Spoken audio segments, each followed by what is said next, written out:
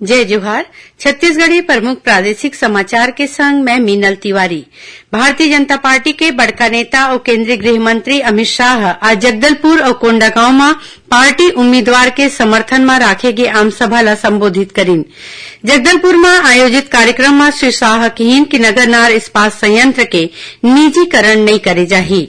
प्रदेश में 7 नवंबर के होवैया पहली चरण के विधानसभा चुनाव पर नामांकन भरे के काली आखिरी दिन है।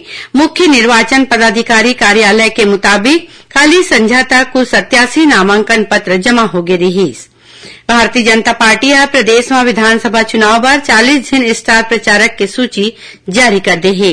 ये सूची में प्रधानमंत्री नरेंद्र मोदी और पार्टी के राष्ट्रीय अध्यक्ष जगत प्रकाश नड्डा के संगे संग केंद्रीय मंत्री अमित शाह, राजनाथ सिंह, नितिन गडकरी समेत कुछ आने मंत्री और पार्टी पदाधिकारी के नाम शामिल है। विधानसभा चुनाव पर आदर्श आचार संहिता लागू होए के बाद ले अभी तक प्रदेश के आने जगह में जांच के दौरान करीबन 1.5 करोड़ नगद रकम के संग 6.5 करोड़ रुपया ले ज्यादा के सामान जब्त करे गए है। चुनाव आयोग आपराधिक पृष्ठभूमि वाले उम्मीदवार मन के रिकॉर्ड जाने पर एक नवा मोबाइल एप्लीकेशन जारी करे है।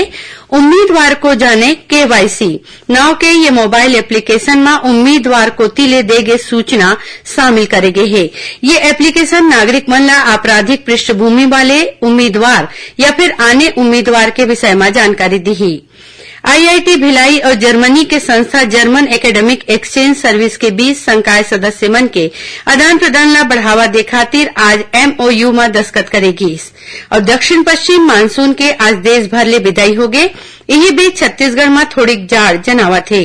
मौसम विभाग के मुताबिक आज ले तापमान में गिरावट घलो शुरू हो गए है। ये रही अब तक के प्रमुख प्रादेशिक समाचार। जय जोहार।